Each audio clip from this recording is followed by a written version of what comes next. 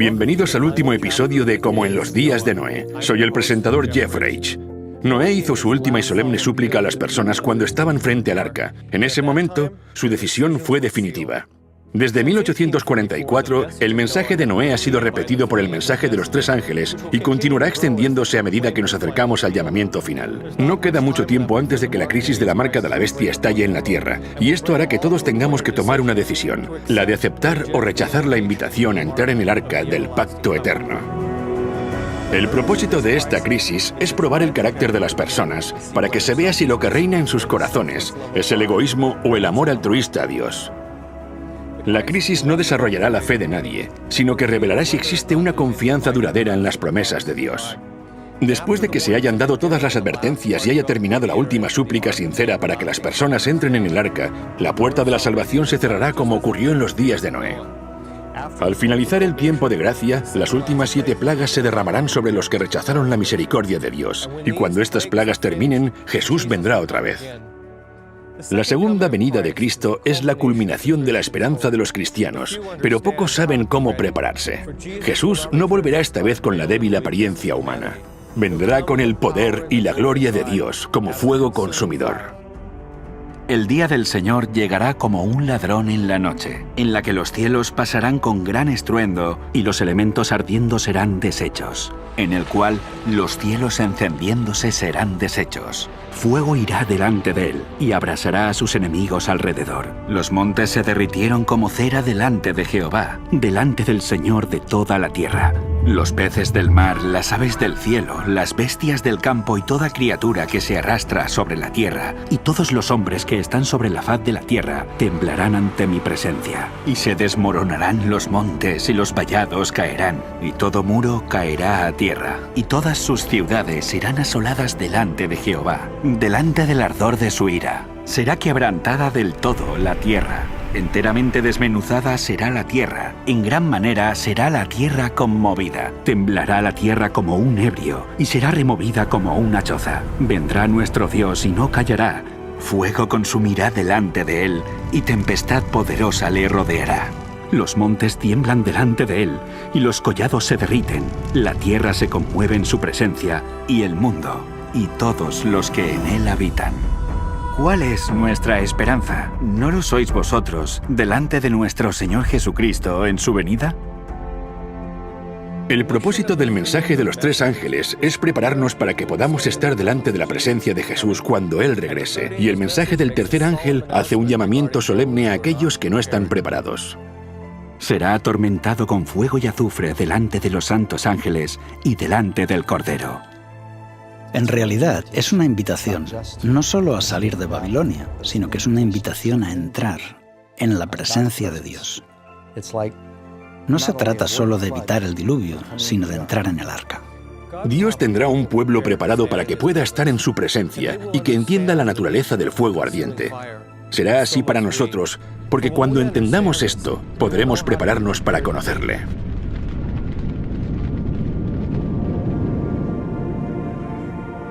La presencia de Dios.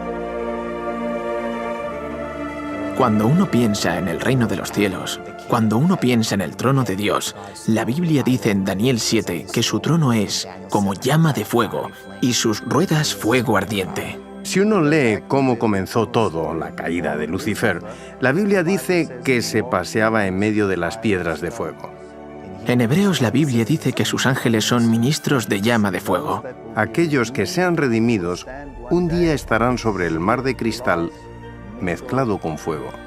Jeremías dice, tu palabra en mi corazón se convierte en un fuego ardiente metido en mis huesos. También la Biblia nos dice, en Deuteronomio 33, la ley de fuego a su mano derecha. Si miramos solamente lo que dice la Biblia, vemos que Dios es un fuego ardiente. Daniel dice, un río de fuego procedía y salía de delante de él.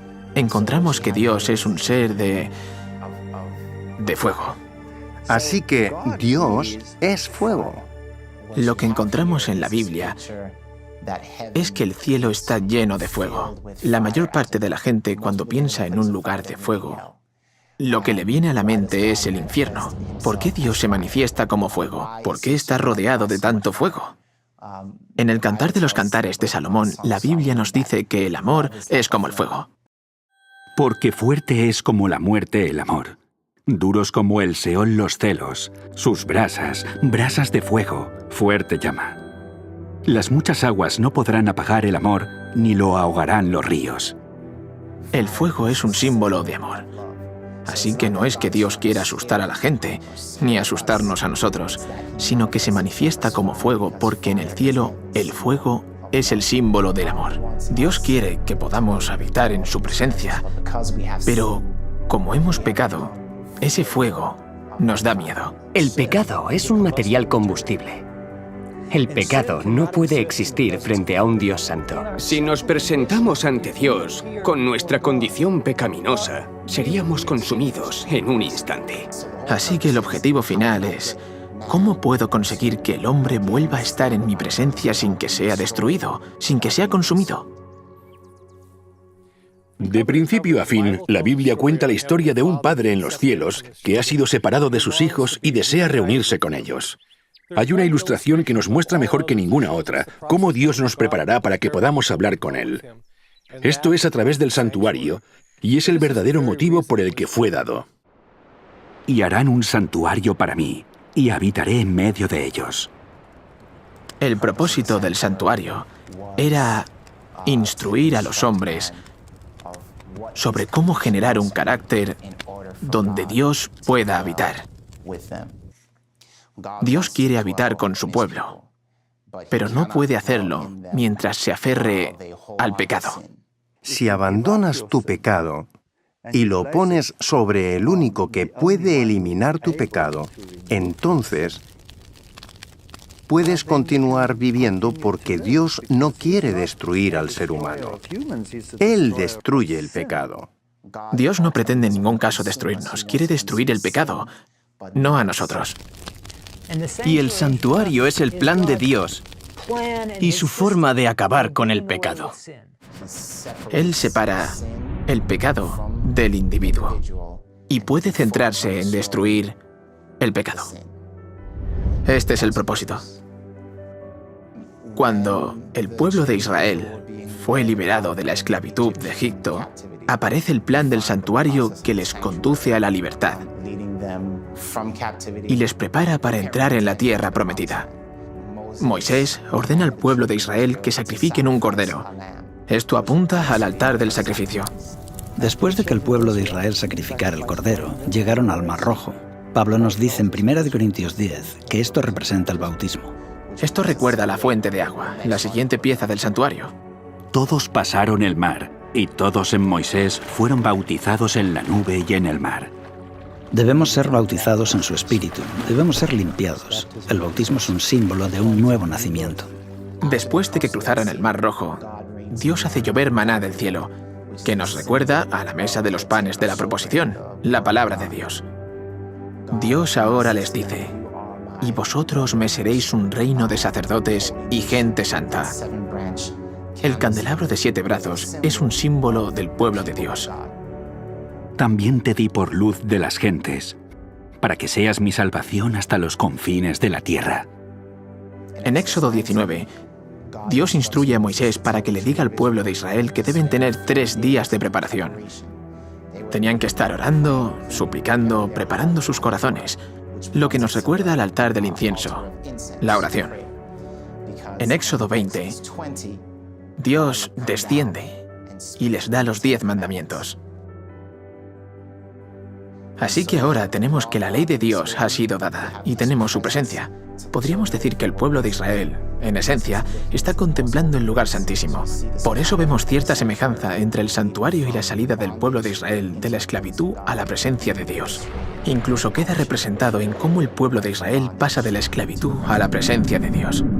La tierra tembló. También destilaron los cielos ante la presencia de Dios. Aquel Sinaí tembló en la presencia de Dios, del Dios de Israel. La última petición de Jesús a su Padre fue la de morar con los que le aman para que puedan experimentar la completa revelación de su amor sin ser consumidos por él. Las 2 promesas del pacto eterno hablan de la promesa de Dios de mostrar misericordia al hombre y santificarlo, y así la oración de Cristo tiene su respuesta. Es maravilloso, aunque no sorprendente, que encontremos que los símbolos de estas dos promesas se manifiesten mediante gloria de Dios, en el lugar santísimo. Porque el Hijo del Hombre vendrá en la gloria de su Padre con sus ángeles.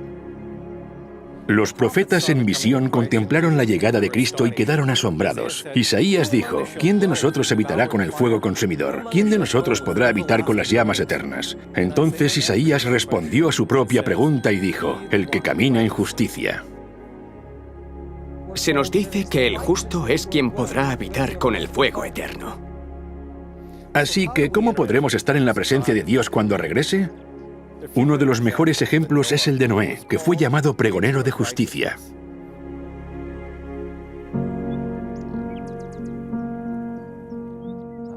La idea de entrar en la presencia de Dios se encuentra en la historia de Noé, porque Noé y su familia entraron en la presencia de Dios cuando por fe entraron en el arca. Y el Señor dijo a Noé, ven tú y toda tu familia al arca. Cuando Dios dijo, ven, era una invitación para que Noé fuera al mismo lugar donde Dios se encontraba. Según este versículo, Dios estaba en el arca. Dios estaba invitando a Noé a que entrase en su presencia. Esta es la esencia del pacto. Es un acuerdo. Es como un matrimonio. Tú y yo vamos a vivir juntos. Y esto, en nuestros días, es lo mismo que el pacto. Es Dios queriendo que estemos en su presencia. La razón por la que Noé pudo entrar en la presencia de Dios aparece en el mismo versículo. Porque a ti he visto justo delante de mí en esta generación. Noé era justo, él construyó el arca. Antes no había conocido la lluvia, tuvo que actuar en base a su fe. Y esa es posiblemente la única característica que explica por qué Noé era diferente del resto del mundo.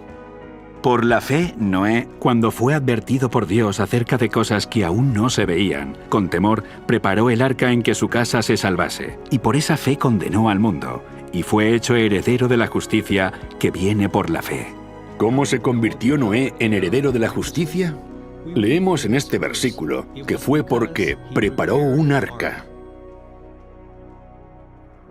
En cierto sentido, el arca de Noé era como un santuario y un lugar de descanso en la presencia de Dios. Y nosotros también tenemos un arca que preparar. Debemos ser santuarios vivos para que Dios pueda habitar en nosotros. Como Pablo dijo, ¿o ignoráis que vuestro cuerpo es templo del Espíritu Santo, el cual está en vosotros, el cual tenéis de Dios, y que no sois vuestros?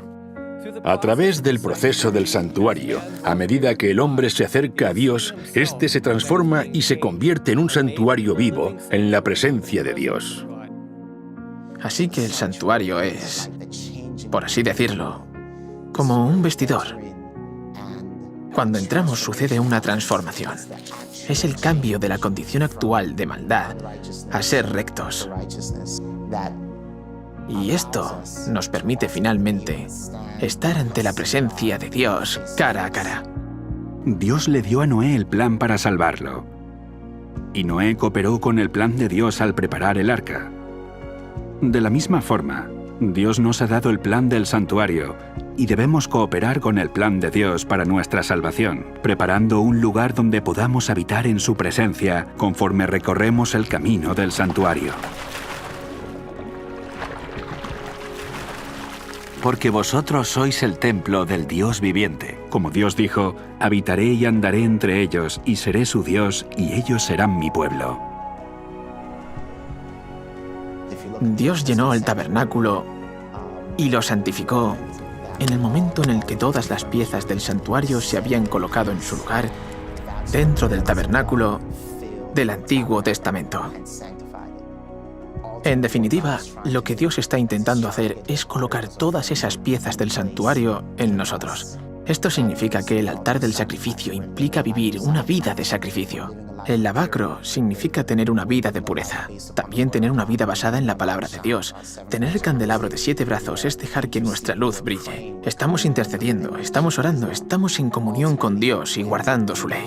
Así que cuando Dios tenga un pueblo que tenga todas las piezas del santuario en orden y en funcionamiento, Jesús volverá a vivir dentro de esos santuarios, tanto en el sentido espiritual como en el sentido más literal. Su presencia nos santificará cuando seguimos su plan para nuestra santificación.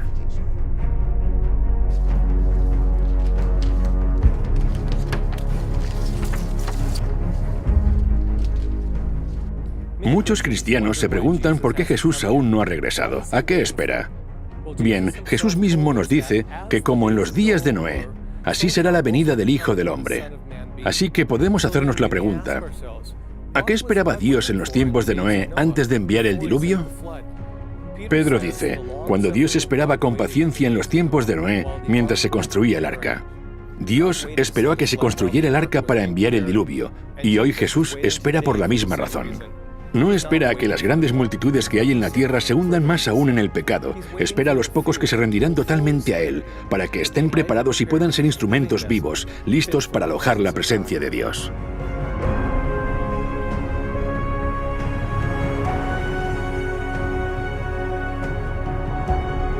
¡Necesitamos estar limpios! El mensaje del tercer ángel tiene el propósito de preparar un pueblo listo para estar delante de Dios. Es una advertencia sobre la adoración a la bestia y a su imagen, y sobre recibir su marca. Pero el propósito de este conflicto final es principalmente el de prepararnos, para que podamos estar en la presencia de los ángeles santos y en presencia del Cordero. Este mensaje nos guía al lugar santísimo ante la presencia del Cordero.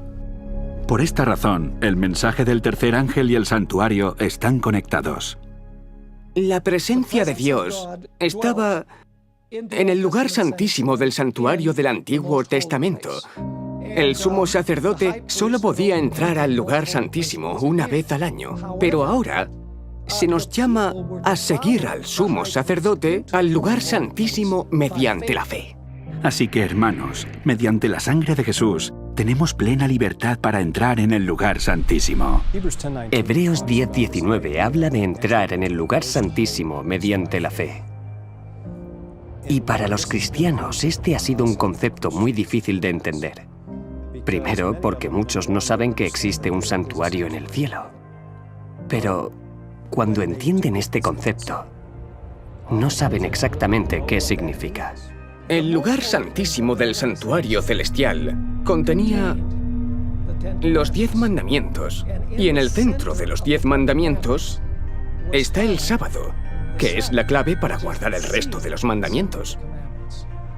Este es un detalle muy importante, porque el mensaje del tercer ángel habla sobre los que reciben la marca de la bestia.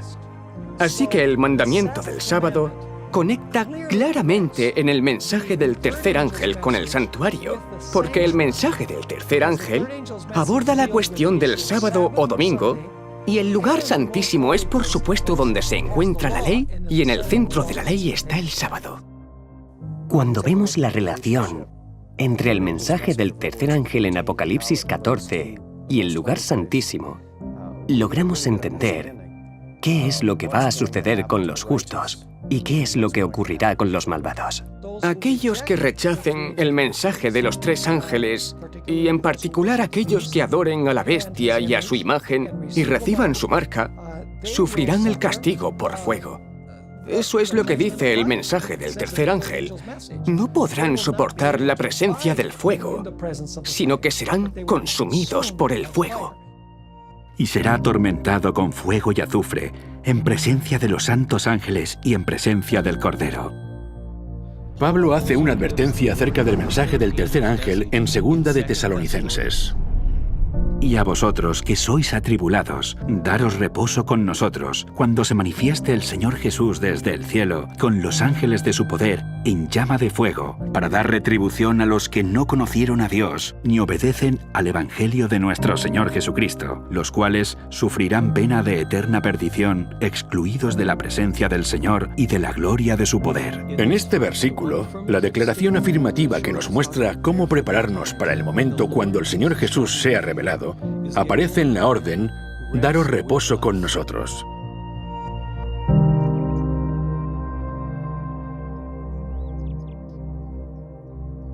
Solo aquellos que hayan entrado en el descanso de Cristo podrán mantenerse en pie delante de la presencia de Jesús. El mensaje del tercer ángel también nos advierte sobre aquellos que rechacen entrar en el descanso del sábado. Y no tienen reposo de día ni de noche los que adoran a la bestia y a su imagen, ni nadie que reciba la marca de su nombre. El mensaje del tercer ángel es de hecho una advertencia a la gente para que no reciba la marca de la bestia, que no observen el falso día de adoración, sino que guarden el sábado, que es el sello de Dios, en honor del gran Creador y en honor del Redentor. Cuando el ángel vuela, está señalando al santuario de los cielos. ¿Por qué? Porque ¿cómo evitamos la marca de la bestia? Entrando por la fe en el lugar santísimo. En Salmos 91, David escribe acerca de los que han entrado al lugar santísimo cuando dice: No te sobrevendrá mal, ni plaga tocará tu morada. Pues a sus ángeles mandará cerca de ti, que te guarden en todos tus caminos. Cuando las últimas 7 plagas hayan caído, aquellos que hayan entrado en el lugar santo mediante la fe, no recibirán las plagas y serán protegidos por ángeles santos. ¿Por qué? Porque David dice en el versículo 1, «El que habita al abrigo del Altísimo morará a la sombra del Omnipotente». La Biblia también revela la ubicación de este lugar secreto. Porque en el día de la aflicción, Él me resguardará en su morada, al amparo de su tabernáculo me esconderá. Es en el tabernáculo o santuario donde Dios tiene un refugio para su pueblo. ¿Y dónde está ese lugar secreto en el santuario? De nuevo David escribe esto: En el secreto de tu presencia los esconderás. El lugar secreto es una referencia al lugar santísimo, en el santuario de Dios, que es donde habita la presencia de Dios. Aquellos que han entrado por fe al lugar santísimo y se someten a su ley, se someten a su voluntad, son los que entran en el refugio del Altísimo.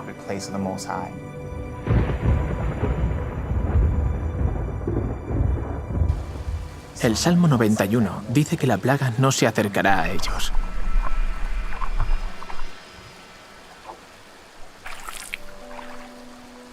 Así que es muy significativo ver que en el tiempo del fin, cuando ocurran estas plagas, los que escapen de ellas son aquellos que habiten en el lugar secreto. Aquellos que por la fe hayan entrado al lugar santísimo, que acepten la ley de Dios, que acepten su sábado. Es así como podrán habitar en su presencia.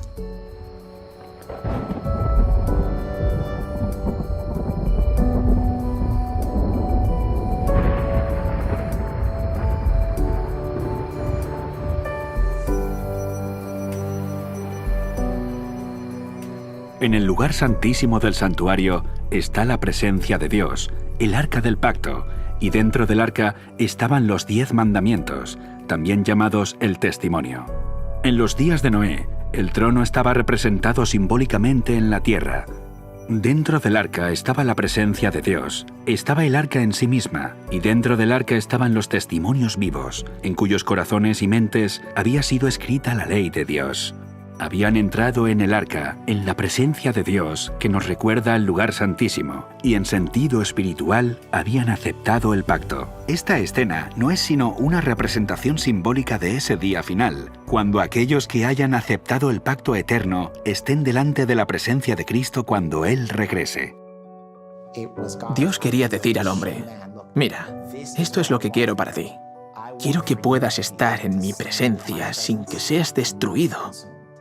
Igual que Sadrach, Mesach y Abednego. Veamos lo que ocurrió. Les dicen que cuando la música pare, tienen que inclinarse ante la imagen. Se niegan a hacerlo y entonces son llevados ante el rey.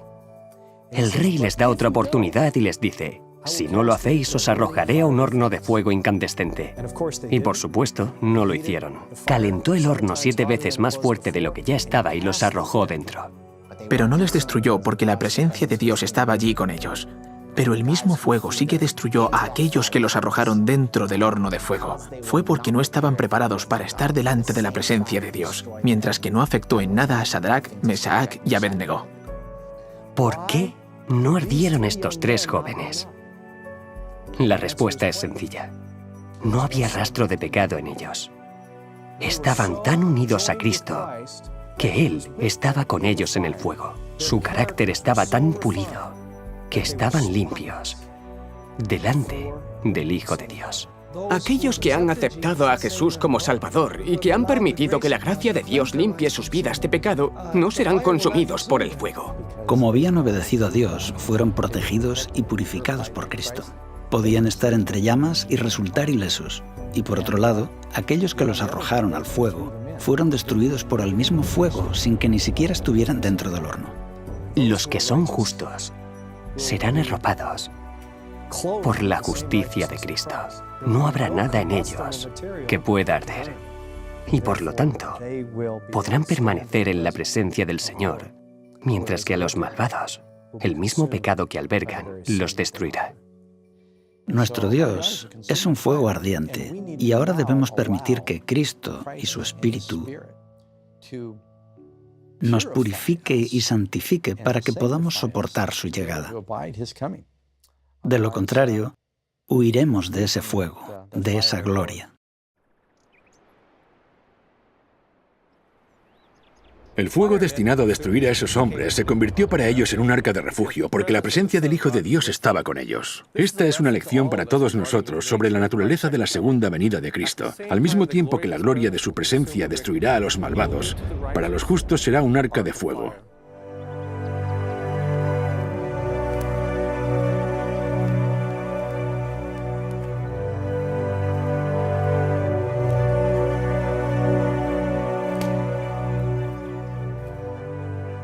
Como se derrite la cera delante del fuego, así perecerán los impíos delante de Dios.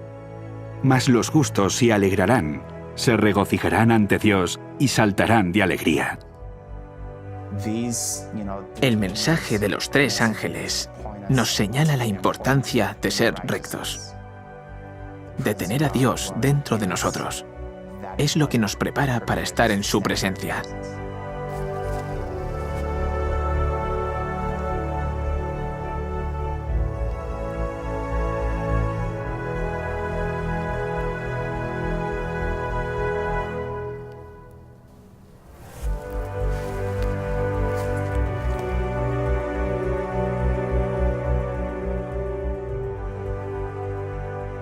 La misión que Jesús vino a cumplir en la tierra se revela en su última oración. Padre, aquellos que me has dado, quiero que donde yo estoy, también ellos estén conmigo, para que vean la gloria que me has dado. La última petición de Jesús a su Padre fue la de habitar con aquellos que le aman, para que puedan experimentar la completa revelación de su amor sin ser consumidos por él. Las 2 promesas del pacto eterno cumplen este propósito. Declaran la promesa de Dios de mostrar clemencia al hombre y santificarlo para que la oración de Cristo reciba respuesta. Es maravilloso, aunque no sorprendente, que encontremos que los símbolos de estas 2 promesas se manifiestan en el lugar santísimo mediante la gloria de Dios. El sábado es la señal de la promesa de Dios de santificar al hombre, para que pueda habitar en la presencia y la gloria de Dios. En su presencia, el verdadero significado del descanso del sábado será plenamente comprendido. Sin nada que separe al hombre de Dios, encontrará reposo por la eternidad.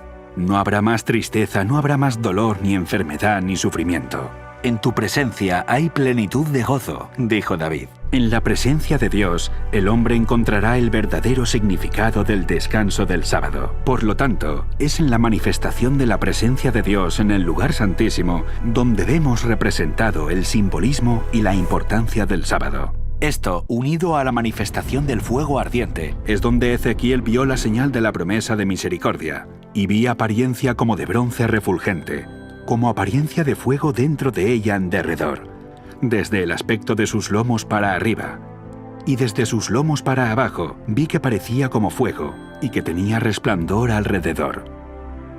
Entonces Ezequiel describe en detalle este resplandor que rodea la presencia de Dios. Como parece el arco iris que está en las nubes el día que llueve, así era el parecer del resplandor alrededor. Esta fue la visión de la semejanza de la gloria del Señor.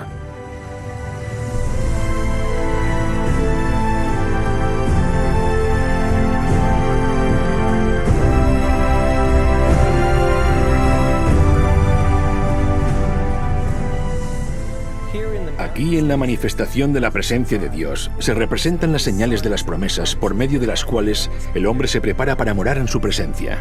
El sábado, dado por Dios para ser un pacto perpetuo o eterno, es una señal de la promesa de Dios de santificar al hombre para que pueda estar en su presencia. Y el arco iris dado a Noé es un símbolo de la promesa del pacto eterno de misericordia para el perdón de los pecados. Sendas promesas son garantizadas por la vida y muerte de Jesús. Él vivió una vida sin pecado para que nosotros podamos ser santificados por los méritos de su justicia. Él murió en nuestro lugar por los pecados que hemos cometido para que podamos recibir su misericordia. En estos dos símbolos está representada la importancia del Evangelio y el pacto eterno. Todo para que el Señor, separado de sus hijos por culpa del pecado, pueda de nuevo reunirse con ellos cuando regrese. Y a aquel que es poderoso para guardarlos sin caída y para presentarlos sin mancha delante de su gloria con gran alegría, al único y sabio Dios, nuestro Salvador. Sea gloria y majestad, imperio y potencia, ahora y por todos los siglos. Amén. El llamado era a entrar en el arca. En realidad era una invitación para que las personas entraran dentro de la seguridad del arca, que es el lugar secreto del Altísimo, el lugar santísimo del santuario. Esa es la invitación que ha estado anunciándose desde 1844. Ha estado llamando la atención de la humanidad hacia el arca del pacto, donde se encuentra la ley de Dios y donde además se encontraba la presencia de Dios. Es como si este mensaje invitase a la humanidad a entrar al lugar secreto del Altísimo, donde hay seguridad. En esta ocasión no será el diluvio de la destrucción lo que caiga sobre los malvados, sino el fuego. Nuestro mensaje es el mismo: entrad al arca. Pero no al arca que construyó Noé, sino al arca que Moisés colocó en el lugar santísimo. En realidad, el lugar secreto es la presencia de Dios.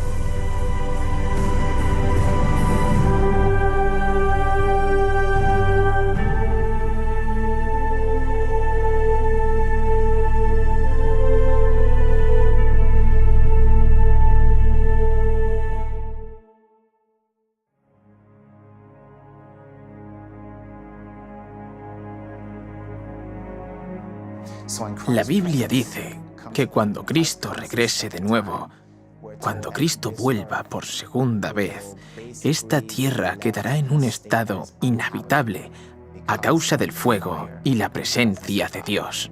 Tras la séptima y última plaga, Jesús regresará. Su presencia hará temblar la tierra, provocando una cadena de reacciones volcánicas alrededor del mundo. Y a tu presencia se escurriesen los montes, como fuego abrasador de fundiciones, fuego que hace hervir las aguas. La Biblia dice que en el juicio final caerá fuego del cielo y que el fuego también saldrá de la tierra. Todo lo que va a provocar la destrucción, los depósitos de fuego y granizo, están en la corteza de la tierra. En los días del diluvio, ciudades, personas, animales y bosques inmensos fueron sepultados y después se han convertido en carbón y petróleo. Estos elementos que están bajo la superficie de la Tierra son altamente inflamables. Cuando las rocas se calientan, si entran en contacto con el agua, el calor intenso provoca terremotos, volcanes y grandes grietas en la corteza terrestre. Esto hará que el mundo prediluviano, que fue sepultado por el agua en las profundidades de la tierra, salga a la luz y se emplee en la destrucción del mundo por el fuego. Imaginemos el monte Santa Elena, multiplicado por 100, por 1000. Sabemos que ahora mismo están teniendo lugar erupciones volcánicas masivas. En la destrucción final habrá catástrofes a una escala que no nos podemos imaginar. En el tiempo de Noé, el agua cayó del cielo y el agua surgió de las profundidades de la tierra. En el tiempo del fin, el fuego será usado de la misma forma. Los rayos que caían del cielo se unirán con el fuego de la tierra y arderán las montañas como un horno y expulsarán terroríficos ríos de lava, cubriendo jardines y campos, pueblos y ciudades. La tierra colapsará. Por todas partes habrá espantosos terremotos y erupciones. Isaías 24, versículo 5, dice el porqué de todo esto. Y la tierra se contaminó bajo sus moradores, porque traspasaron las leyes, falsearon el derecho y quebrantaron el pacto sempiterno.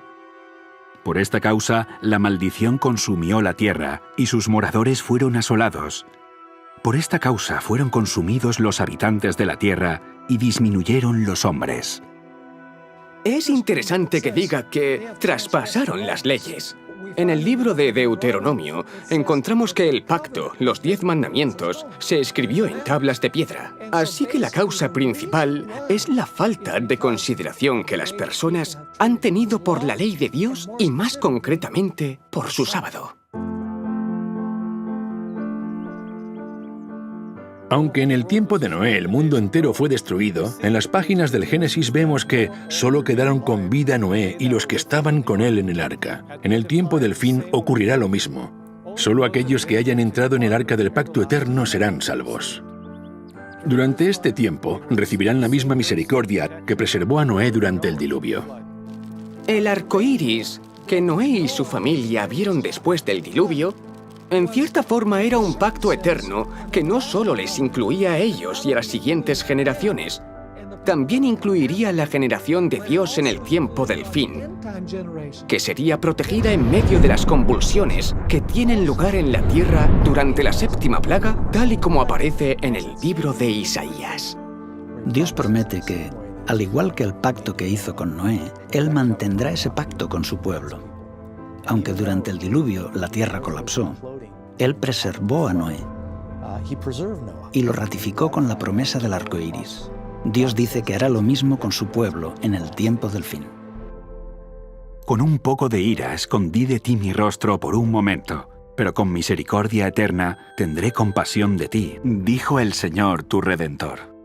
Porque esto no será como en los días de Noé, cuando juré que nunca más las aguas de Noé pasarían sobre la tierra. Así he jurado que no me enojaré contra ti, ni te reñiré.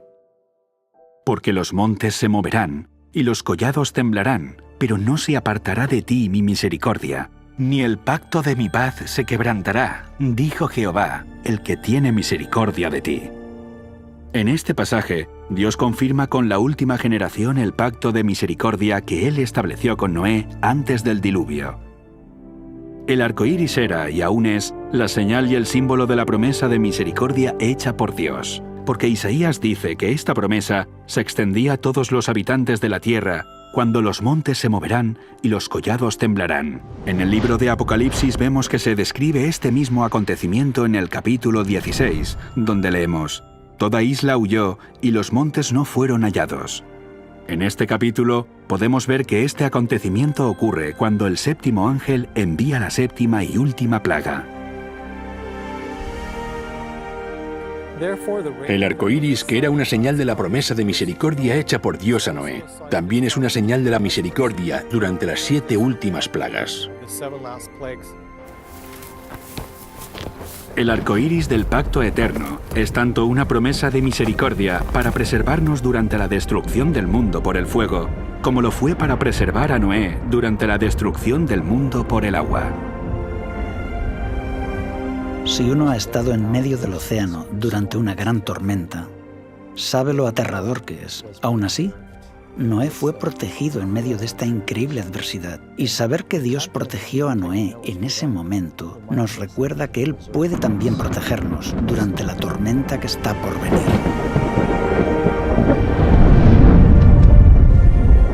Incluso cuando caiga la 7ª plaga y el mar se trague las montañas, Él dice: «Durante ese tiempo mantendré mi promesa de protegerte». Dios es nuestro amparo y fortaleza, nuestro pronto auxilio en las tribulaciones. Por tanto, no temeremos aunque la tierra sea removida y se traspasen los montes al corazón del mar. Aunque bramen y se turben sus aguas, y tiemblen los montes a causa de su braveza.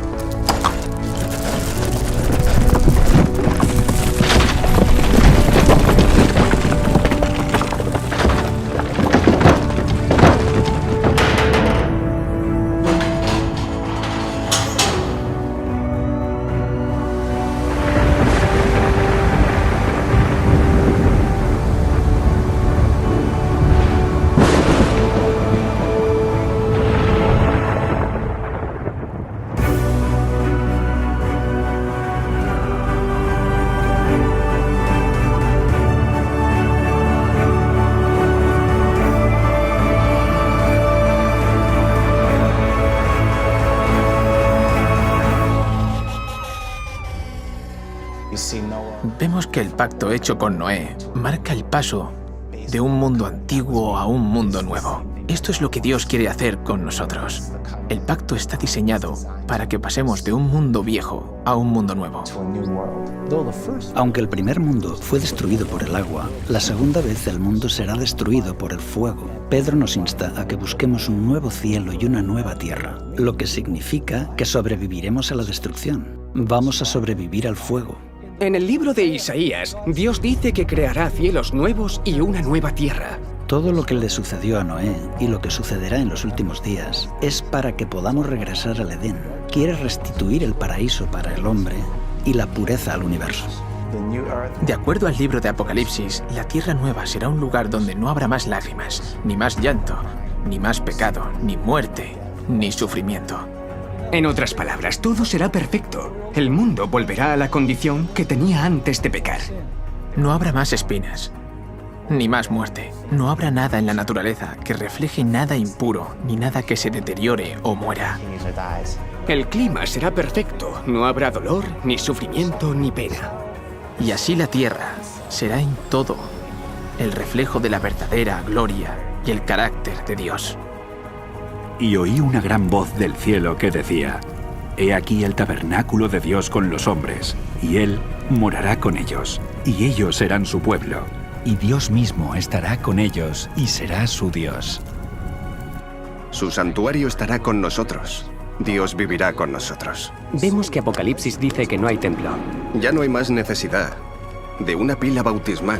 Ya no hay más necesidad de un altar de incienso, de la mesa de los panes de la proposición, las velas, ni de ninguna de todas estas cosas, porque todo ha sido restaurado. Ese era el propósito del santuario, que Dios pudiera habitar en medio de su pueblo.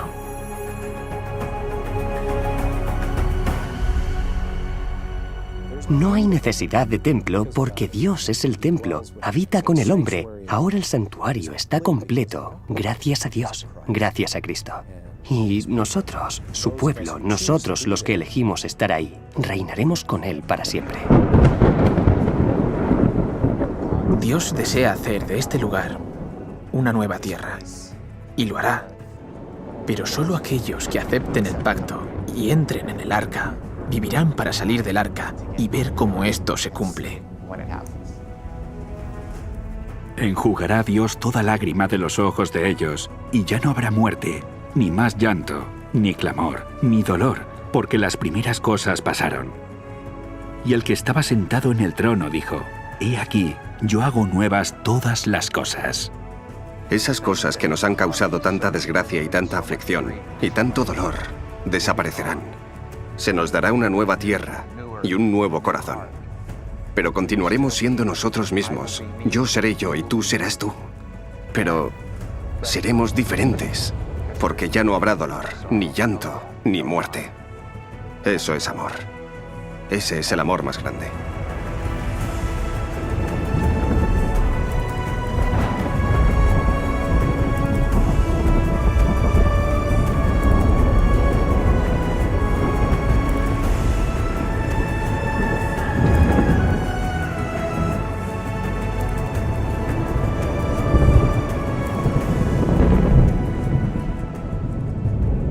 Podemos retroceder por esta línea de tiempo y ver cómo la profecía bíblica predijo cada evento, desde la historia de Noé y el diluvio, la profecía de las 70 semanas que anunciaba el sacrificio de Cristo, la corrupción y la restauración del santuario, y los acontecimientos que ahora estamos viviendo. Con este registro histórico, podemos saber con certeza que estamos al final del juicio, viviendo en los últimos días. Los días de Noé han terminado. La puerta de la misericordia está casi cerrada y las últimas profecías de Apocalipsis se están cumpliendo rápidamente ante nosotros. El papado y los Estados Unidos se están aliando. Protestantes y católicos se están uniendo. La bendición de comer y beber y vivir en matrimonio está siendo pervertida por millones y legitimada por los sistemas judiciales. Las libertades religiosas están siendo atacadas y revocadas, y el Papa y los miembros del Congreso están allanando el camino para que el domingo deba guardarse por ley, como un medio para frenar los males de la inmoralidad de la sociedad. Jesús va a llegar muy, muy pronto. ¿Estás preparado para encontrarte con tu Dios? Volvemos ahora a la noticia del día. Un terrible misterio desconcierta al mundo entero. Pájaros, peces y todo tipo de animales están apareciendo muertos en grandes cantidades y sin razón aparente. Los pájaros caían del cielo. Docenas de ballenas enormes están muertas a las costas de Alaska. En Sanibel, equipos de personas van a bordo de barcos recogiendo cientos de miles de peces muertos, tortugas y otros. Intentan aclarar un misterio al nordeste de Nuevo México. Más de 100 ciervos fueron hallados muertos en un rancho a unos 30 kilómetros al norte de Las Vegas. 8.000 palomas muertas en Italia, cientos de pájaros muertos en Rockwell, Texas, 500 tordos sargento en Luisiana, 100 pájaros en Suecia, 3.000 tordos sargento muertos en Arkansas, varios cientos en Kentucky. En las últimas 2 semanas han muerto varios cientos de peces pargos en Nueva Zelanda, miles de peces muertos en Florida, 40.000 cangrejos en Reino Unido, 80.000 corvinas en Arkansas, 2 millones de peces Leiostomus y corvinas en Maryland. Los científicos se dan prisa en investigar qué es lo que ha causado estas muertes en masa. Solo quiero saber por qué. Jehová contiende con los moradores de la tierra, porque no hay verdad ni misericordia ni conocimiento de Dios en la tierra. Por eso la tierra está de luto y desfallecen todos sus habitantes. Por eso mueren las bestias del campo, las aves del cielo y aún los peces del mar perecen. Es terrible. Un gran tsunami golpeó el noreste de Japón, lanzando una ola de 4 metros tierra adentro. En Indonesia, esto es tras el horrible terremoto del viernes y el desastroso tsunami que siguió al terremoto. Si yo estuviera dentro del arca y mirase fuera y viera a mi hijo o mi hija fuera, me desgarraría el corazón. ¿Qué les podría decir? ¿Qué mensaje podría darles? Entonces habrá señales en el sol, en la luna y en las estrellas, y en la tierra angustia de las gentes, confundidas a causa del bramido del mar y de las olas. La costa del Pacífico de Japón. El tsunami, ese enorme tsunami, puede verse golpeando la provincia de Miyagi en el norte de Japón y la ciudad de Sendai. Esta es una de las temporadas de huracanes más devastadoras de la historia.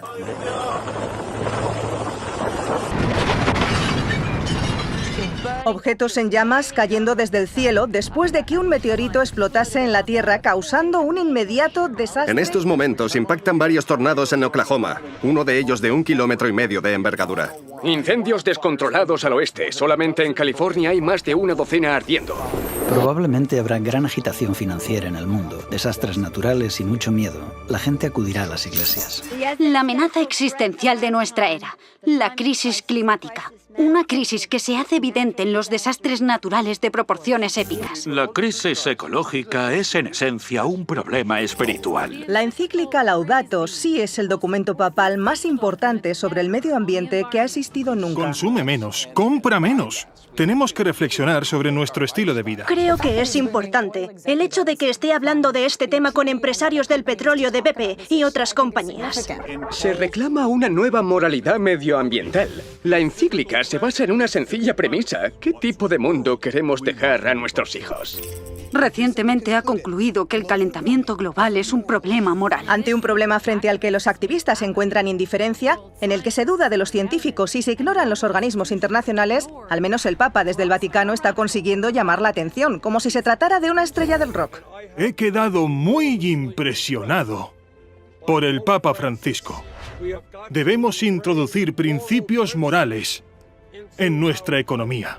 Protestantes y católicos están uniendo sus fuerzas. Secretario General de la Iglesia Reformada de América asistió a una iglesia presbiteriana en los Estados Unidos. De Estados Únicos, el presidente de la Convención Nacional Bautista, superintendente general de la Iglesia Internacional de Santidad Pentecostal, presidente de la Asociación Nacional de Evangélicos, Sir Bernard Senior, presidente del Consejo de Iglesias de la ciudad de Nueva York. Viajó a Suecia para encontrarse con el presidente de la Federación Luterana Mundial. Ambos firmaron una declaración donde se comprometen a mejorar las relaciones entre católicos y luteranos. Porque en 1999, la Iglesia Católica y la Iglesia Luterana firmaron un acuerdo que llevó al fin de la protesta. Firmada en 1999, la declaración puso fin a uno de los asuntos más importantes que separaron a los católicos y luteranos desde la Reforma. Con el acuerdo, ambas partes reconocen que la fe no es lo único que lleva a la salvación, sino que las obras también son necesarias. Esto puso fin a la protesta de Lutero. Hermanos y hermanas, la protesta de Lutero ha terminado. ¿Y la vuestra? Si ya no hay protesta, ¿cómo puede haber una iglesia protestante?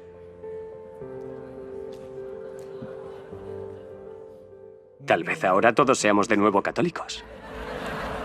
Una de las cosas que Dios ha puesto en nuestro corazón es que dejemos nuestras diferencias a un lado y que nos unamos. Y luego se habla de los pentecostales, carismáticos, evangélicos, fundamentalistas, católicos, metodistas, bautistas, presbiterianos y etcétera, etcétera. Bien, todos dirían, nosotros creemos en la Trinidad, creemos en la Biblia, creemos en la resurrección, creemos que la salvación es a través de Jesucristo. Estos son los temas importantes. Pero lo más importante es que si amas a Jesús, todos estaremos en el mismo equipo. Los líderes protestantes se unirán con el Estado y formarán una imagen para la bestia. Cuando uno mira a los ojos a Benedicto XVI, ¿qué ve? A Dios. Yo creo en una América donde la separación entre la Iglesia y el Estado es absoluta. Donde ningún prelado católico le diría al presidente, si fuera católico, cómo actuar. Y ningún ministro protestante le diría a sus feligreses a quién votar. Como sabrás, ese discurso ha sido leído por millones de americanos. ¿Por qué no estás de acuerdo con él? Porque la primera línea importante del discurso dice: creo en una América donde la separación de la Iglesia y el Estado es total. Yo no creo en una América donde la separación de la Iglesia y el Estado es total. Hablemos de Dios y de la Constitución. Oh, me parece bien. El gobernador Mike Hook había ayer. Adelante. En esta contienda tengo oponentes que no quieren cambiar la Constitución, pero yo creo que es mucho más fácil cambiar la Constitución de lo que costaría cambiar la palabra de Dios viviente. Y eso es lo que tenemos que hacer, modificar la Constitución para que cumpla los estándares de Dios, antes que cambiar los estándares de Dios para que se ajusten a la forma en la que nos relacionamos unos con otros y dentro de la familia. Cuando la América protestante haga esto, entonces habrá formado la imagen de la El bestia. gobierno estará junto a los católicos americanos para promover los valores que todos compartimos como cristianos y americanos. La separación entre la Iglesia y el Estado no está en la Constitución, no está en la Declaración. Deberíamos ejercer una influencia sobre las artes y el entretenimiento, sobre los medios de comunicación, los deportes, sobre la educación, sobre el gobierno.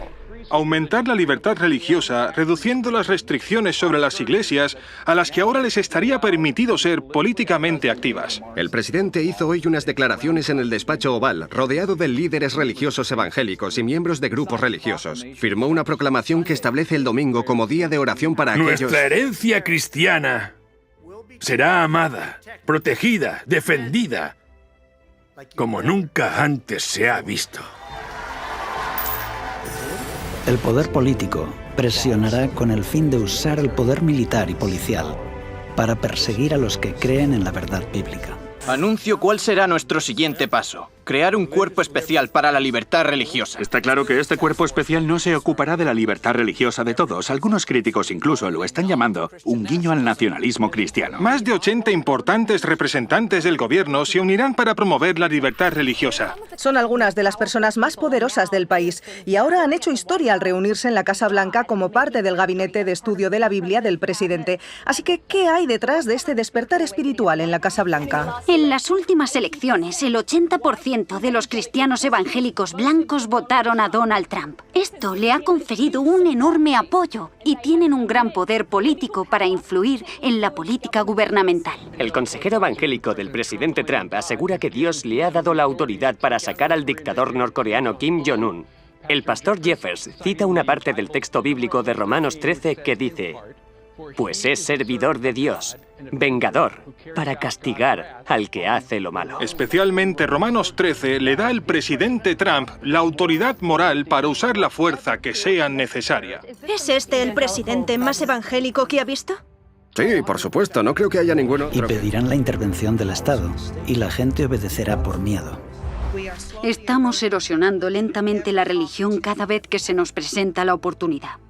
Posiblemente necesitaríamos debatir un proyecto de ley que requiera que cada americano vaya a la iglesia de su elección el domingo. Y que ninguno pudiese comprar ni vender, sino el que tuviese la marca.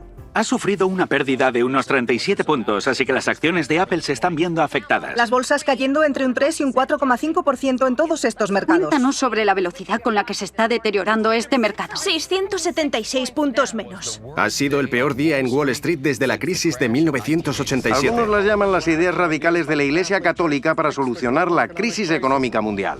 El Papa Benedicto XVI está llamando a un nuevo orden financiero mundial. En la tercera encíclica de su pontificado, Benedicto denuncia el ansia de lucro que domina en la economía globalizada y lamenta que la codicia haya traído la peor recesión desde la Gran Depresión.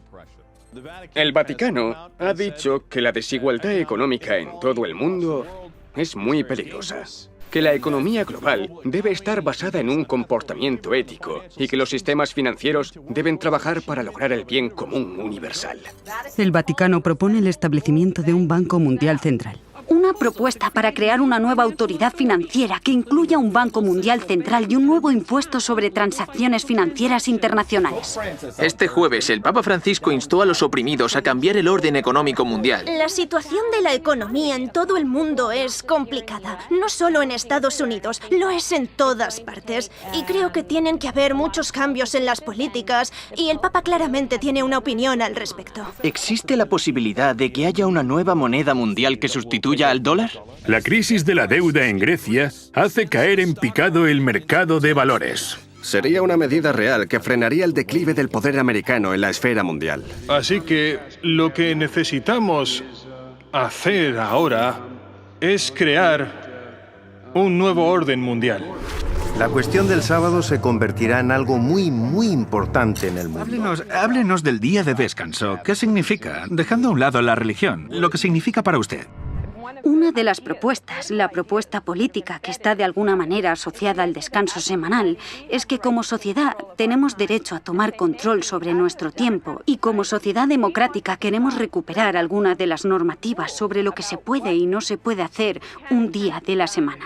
Y tal vez queramos empezar pensando en formas de animar a la gente a que no trabaje durante ese día. La Iglesia Adventista es una denominación cristiana y una de las cosas en las que creemos es en la observancia del sábado. Así que desde pequeño fui educado para guardar el sábado. Comienza la puesta del sol del viernes hasta la puesta del sol del sábado, tal y como se menciona en los 10 mandamientos. Acuérdate del día de reposo para santificarlo. Debo confesar que en mi primer encuentro con Devon he aprendido algo. Todos estos años pensé que el día de descanso era el domingo. Cuando voy a la iglesia y decimos, guarda el día de descanso, guarda el día de descanso en la iglesia bautista, tú me has corregido y me has dicho, no, el domingo es el primer día de la semana. El día de descanso, Sabbat, es el viernes al anochecer, al sábado al anochecer. Así es. Corrígeme Así si me es. equivoco. El día de descanso es el sábado porque en 6 días Dios creó el mundo y en el séptimo día descansó.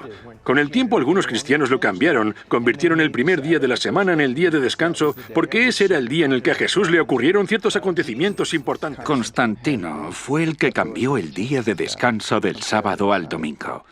En ninguna parte de la Biblia encontramos evidencias de que nadie, excepto Dios, puede hacer ese cambio. ¿La verdadera libertad es trabajar el domingo? Lo que dice es que trabajar el domingo, el duro trabajo que la gente hace durante el fin de semana, tiene un impacto negativo en sus vidas. La ley dominical. La Biblia dice que este tipo de leyes se aprobarán.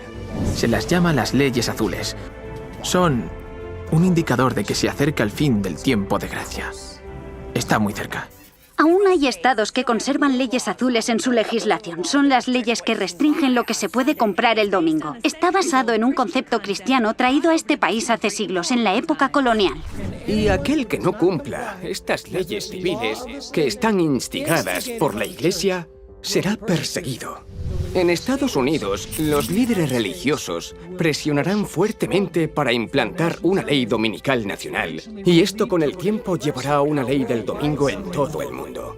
La Directiva del Tiempo de Trabajo de la Unión Europea dice que el domingo debería ser un día semanal de descanso para los trabajadores europeos. No se trata necesariamente de algo religioso.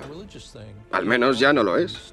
¿El domingo debería ser un día de descanso? Si como país y como individuos decimos que nuestras relaciones dentro de la comunidad son en realidad lo más importante para nosotros, creo que tenemos que descansar un día a la semana.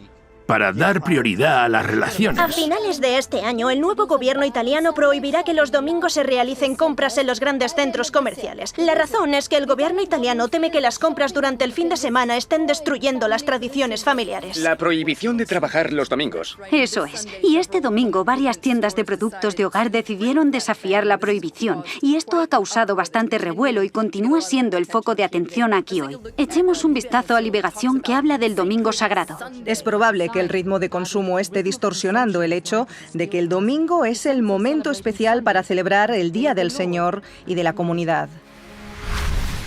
Nuestra instrucción sobre la Eucaristía se centra hoy en la importancia de la misa del domingo. Como cristianos, celebramos la Eucaristía para encontrar al Señor, escuchar su palabra, comer en su mesa y a través de su gracia poder cumplir nuestra misión en este mundo como miembros de su cuerpo místico, la Iglesia. Al ser el día de la resurrección y del derramamiento del Espíritu Santo en el Pentecostés, el domingo es el día sagrado por excelencia para los cristianos. ¿Cómo podríamos pasar este día sin reunirnos con el Señor? Tristemente, en muchas sociedades secularizadas hemos perdido el significado del domingo. El Segundo Concilio Vaticano nos pidió que celebrásemos el Día del Señor como un día de alegría y descanso del trabajo servil. Se trata de una señal de nuestra dignidad como pueblo de Dios. El propósito es que cada domingo sea un anticipo de la dicha eterna y del reposo al que estamos llamados y que compartimos incluso ahora en la Sagrada Comunión. En realidad, vamos a misa no para darle algo a Dios, sino para recibir de Él la gracia y la fuerza para seguir creyendo en su palabra. El mensaje del tercer ángel habla de reconciliarnos con Cristo, para que así evitemos el castigo de los malvados. Esta es la razón por la que Juan en Apocalipsis 14:12 termina diciendo: aquí está la paciencia de los santos, los que guardan ¿qué? Los que guardan los mandamientos de Dios y la fe de Jesús.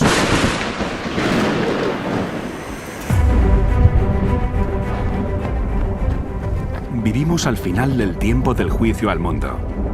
La crisis final está próxima, pero la puerta del arca aún está abierta y Jesús aún nos extiende su mano. Ahora es el momento de entrar en el pacto eterno, entrando en su descanso.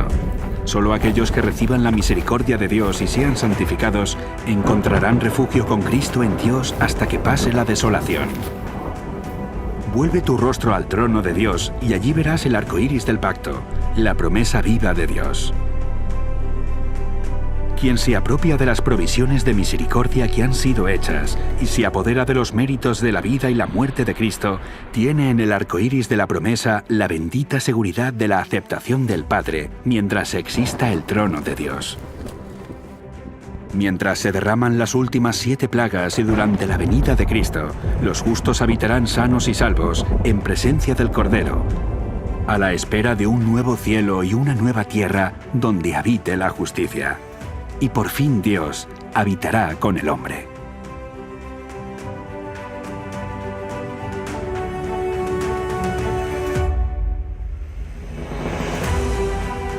Los días de Noé hacen referencia al momento en que comenzó a proclamarse el mensaje de advertencia sobre el juicio que estaba por venir. En el tiempo del fin, el mensaje del primer ángel anuncia: la hora de su juicio ha llegado.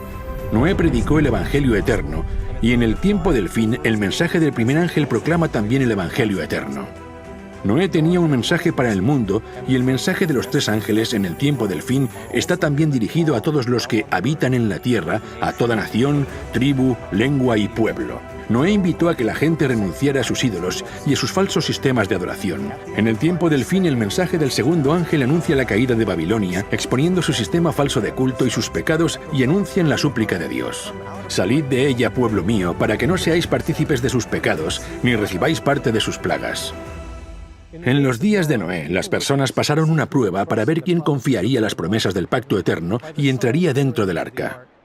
Ahora, en el tiempo del fin, el mensaje del tercer ángel nos advierte de la prueba que está por llegar y manifestará quiénes confiaron en las promesas del pacto eterno y entraron en el descanso del sábado. Noé era pregonero de la justicia, por la fe un heredero de la justicia, lo que le preparó para entrar en la presencia de Dios. Y de la misma forma, el mensaje del tercer ángel y la crisis de la marca de la bestia revelarán también quiénes se prepararon para habitar en la presencia de los ángeles santos y en la presencia del Cordero. El arca de Noé fue como un santuario para Noé y su familia. Nos recuerda el lugar santísimo, donde encontramos la presencia de Dios, el arca y dentro del arca, el pacto de los 10 mandamientos. Es ahora cuando podemos ver el significado más profundo de esta antigua historia y cómo es una lección que nos enseña a entrar en el lugar santísimo del santuario de los cielos a través de la fe y la sangre de Jesús. También nosotros debemos estar preparados para descansar en presencia de Dios, sanos y salvos dentro del arca del pacto. Dios dijo a Noé: «Mas estableceré mi pacto contigo y entrarás en el arca». Con estas palabras, Dios invitó a Noé a entrar en su presencia. Una imagen de la última invitación de Jesús al hombre para que entre en la gloria de su presencia en su segunda venida. Las lágrimas de Noé y sus últimas súplicas a los hombres presagiaron las lágrimas de Jesús en su última y angustiosa súplica, dirigida a nosotros mediante el mensaje de estos 3 ángeles. Nos dice lo mismo que a Noé: «Entra en el arca». Así que ahora el capitán de nuestra salvación nos está invitando a entrar en el último arca con estas palabras: Inclinad vuestro oído y venid a mí. Oíd y vivirá vuestra alma, y haré con vosotros pacto eterno. Ya no habrá más pecado ni pecadores. Todo el universo quedará limpio. Toda la creación late al unísono en armonía y gozo. De aquel que todo lo creó manan vida, luz y contentamiento por toda la extensión del espacio infinito. Desde el átomo más imperceptible hasta el mundo más vasto, todas las cosas animadas e inanimadas declaran en su belleza sin mácula y en júbilo perfecto que Dios es amor.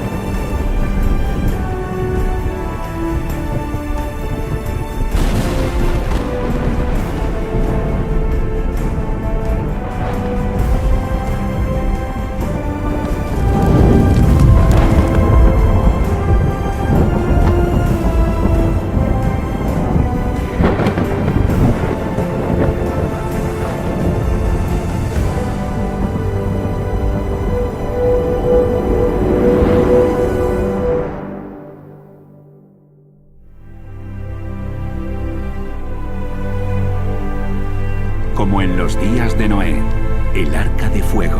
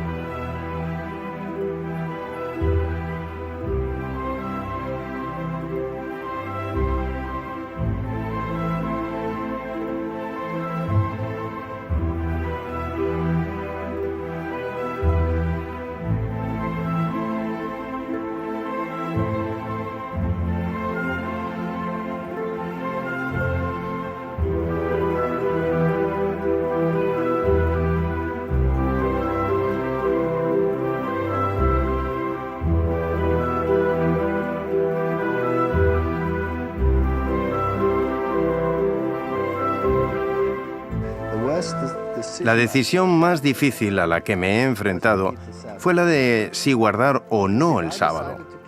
Porque si decidía guardar el sábado, eso significaba que tenía que abandonar toda mi filosofía del mundo. Perdí familia y amigos por ello, prácticamente a todos, pero gané otros nuevos. Oro por mis antiguas amistades y espero que un día vean el camino. Esta decisión tiene sus consecuencias, pero la Biblia dice que si no estás dispuesto a dejar incluso a padre, madre, esposa, amigo por Jesucristo, entonces no eres digno de Él. Cuando conocí por primera vez este mensaje, era escéptico con todas las religiones. Escéptico con la Biblia. La veía como un libro que tan solo había sido escrito por hombres. Y cuando conocí el mensaje profético, no pude encontrar ningún error. Y me atemorizaba, porque pensaba que no podía existir nada que fuera la verdad absoluta. Me aterrorizaba, porque sabía que si esto era cierto, necesitaría hacer cambios en mi vida. En ese momento, yo era un artista de hip hop. Me iba de gira, tenía un contrato para sacar 8 álbumes. No podía imaginar una vida mejor. Así que al enfrentarme cara a cara con el mensaje de los 3 ángeles, tuve que tomar una decisión. El primer ángel dice, esta es la verdad. El segundo ángel dice, este es el error. Y el tercer ángel dice, elige. Y yo vi la verdad. La comprendí. Vi el error. Lo comprendí. Y dije, bien, debo tomar una decisión. No tengo otra opción. Di marcha atrás.